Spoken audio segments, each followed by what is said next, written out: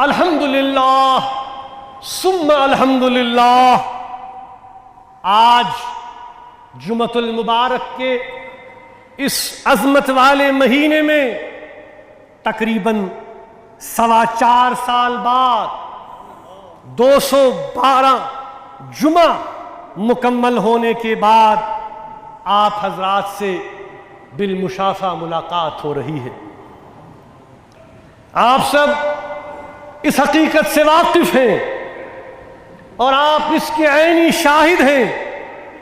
کہ 4 اگست 2019 سے مجھے بدستور اپنے گھر میں نظر بند کر دیا گیا، اور تب سے آج تک انتظامیہ نے مجھے گھر سے باہر آنے کی اجازت نہیں دی گئی، جس کی وجہ سے میں اپنی منصبی ذمہ داریاں بحیثیت میروائز نہ صرف ادا نہ کر سکا، بلکہ میرے انفرادی حقوق بھی، انسانی حقوق بھی طاقت کے بل پر سلب کر لیے گئے۔ بزرگوں، اس کے باوجود کہ تمام طبقہ فکر نے مطالبہ کیا، بار بار مطالبہ کیا کہ مجھے رہا کیا جائے، بالآخر جب مجبوراً ہمیں عدلیہ تک معاملہ پہنچانا پڑا تو کل بروز جمعرات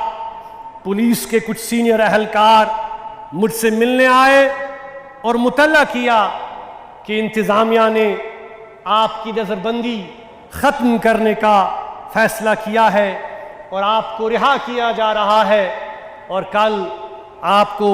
جامع مسجد جانے کی اجازت دی جا رہی ہے۔ الحمدللہ، اللہ کی مرضی سے آج 4 سال سے زائد عرصے کے بعد یہ ممکن ہو سکا ہے کہ جامع مسجد کے اس عظیم، متبرک اور تاریخی عبادت گاہ میں آپ کے درمیان آج حاضر ہوں۔ میرے عزیزوں، اس وقت جو جذبات میرے اندر موجود ہیں وہ الفاظ میں ادا کرنا ممکن نہیں ہے، مگر مجھے یقین ہے کہ ہمارا جو تعلق ہے اس کی بنیاد پر آپ ان جذبات سے بخوبی واقف ہیں، ان کو سمجھتے ہیں۔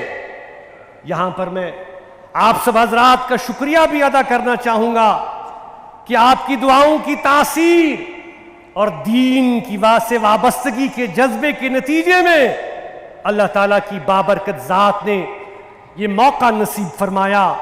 کہ آپ کی دلی تمناؤں کو عملی صورت ملے، اور اس منبر و محراب سے قال اللہ قال رسول اللہ صلی اللہ علیہ وآلہ وسلم اور دعوت تبلیغ کا سلسلہ شروع ہو سکے۔ آپ سے سالوں دور رہنا یہ کتنا دشوار مرحلہ تھا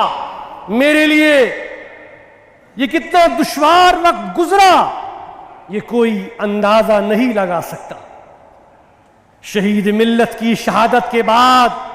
یہ میرے لیے مشکل ترین وقت تھا، مگر آپ کے عزم، بلند حوصلوں اور دعاؤں نے میرا ساتھ دیا، اور جو واقعتاً اس دشوار ترین مدت میں میری قوت ثابت ہوا۔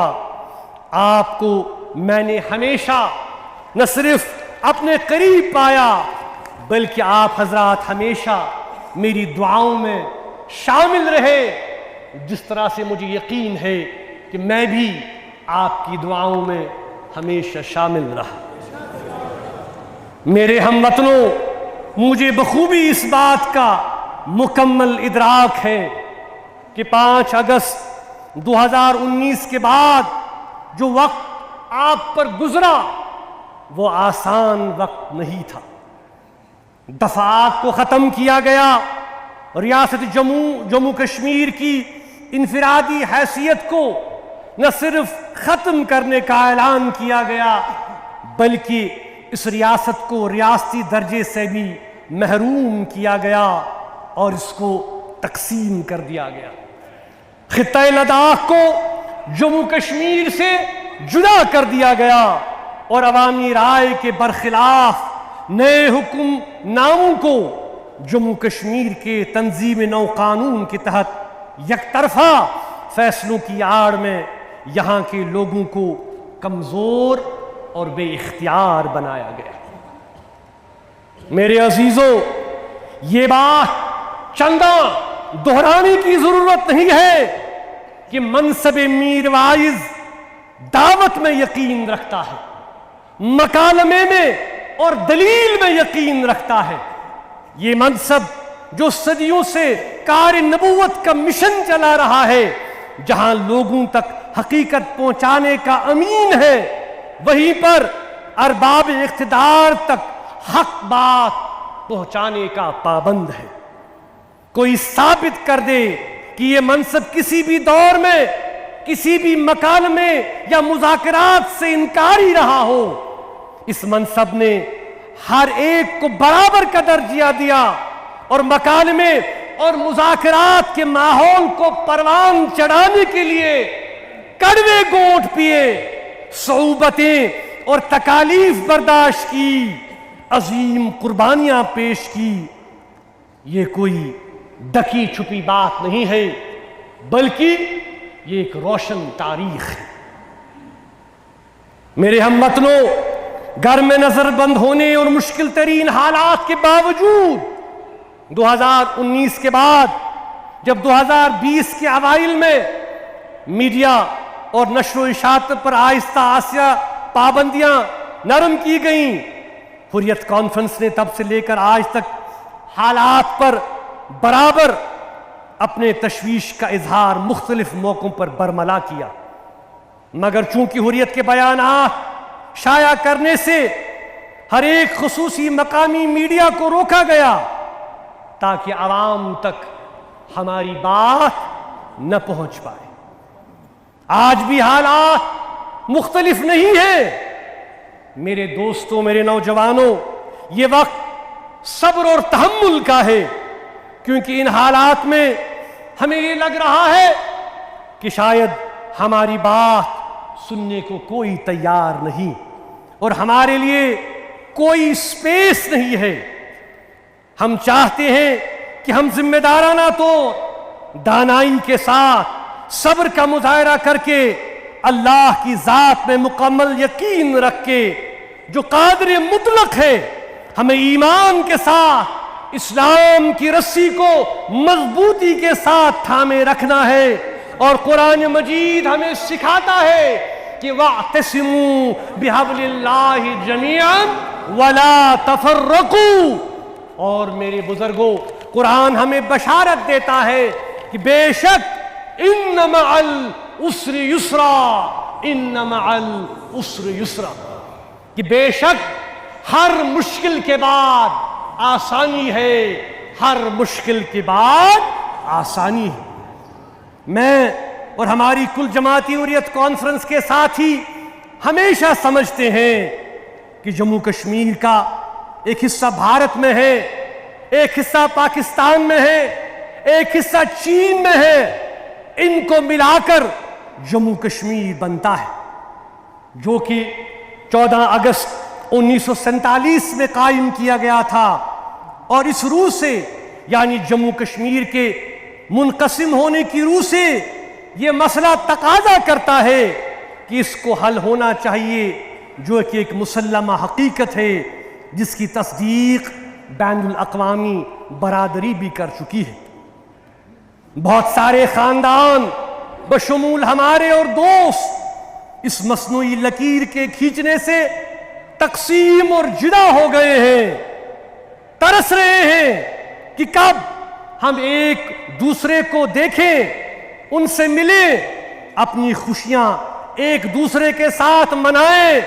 ایک دوسرے کے غم میں شریک ہوں۔ میں یہاں یہ بات واضح کروں کہ یہ مسئلہ کسی کے لیے علاقائی مسئلہ ہو سکتا ہے، مگر جموں کشمیر کے عوام کے لیے یہ سب سے پہلے انسانی مسئلہ ہے. ہمیں علاقائی ذاتی مفاد سے اٹھ کر پہلے انسانی قدروں اور رشتوں کو سمجھنا ہوگا اور مسائل کے حل کے حوالے سے آگے بڑھنا ہوگا. حال ہی میں آپ نے سنا ہوگا کہ یوکرین کے حوالے سے وزیر اعظم شری نریندر مودی نے کہا کہ یہ دور جنگ کا دور نہیں. صحیح کہا. اس ضمن میں ہم یہ یاد دلانا چاہتے ہیں کہ ہم نے ہمیشہ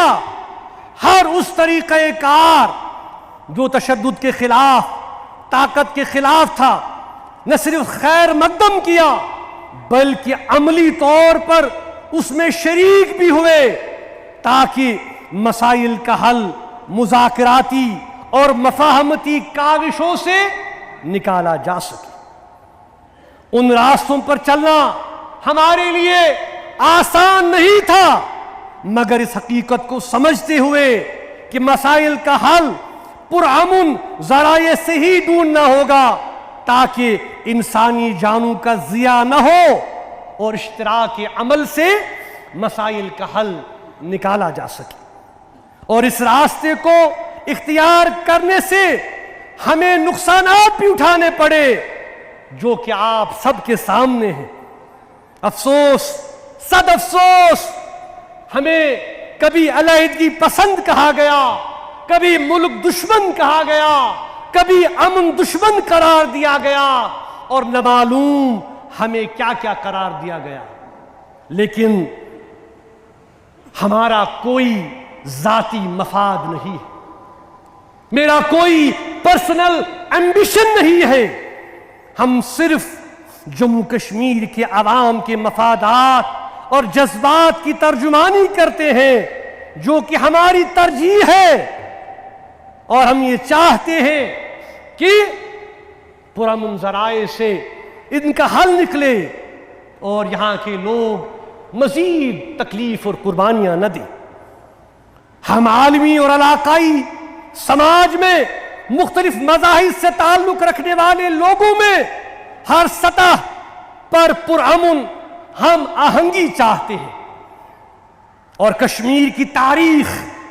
اس کی مثال پیش کرتی ہے کہ ہم نے ہمیشہ، اس منبر نے ہمیشہ رواداری کے ماحول کو قائم رکھا. اسی سوچ کو مد نظر رکھتے ہوئے ہم نے ہمیشہ اپنے پنڈت بھائیوں کو واپسی کی دعوت دی اور اس بات پر زور دیا کہ یہ کوئی سیاسی مسئلے کے طور پر اسے پیش نہ کیا جائے بلکہ پنڈت برادری کا مسئلہ انسانی مسئلہ ہے. ہم سمجھتے ہیں کہ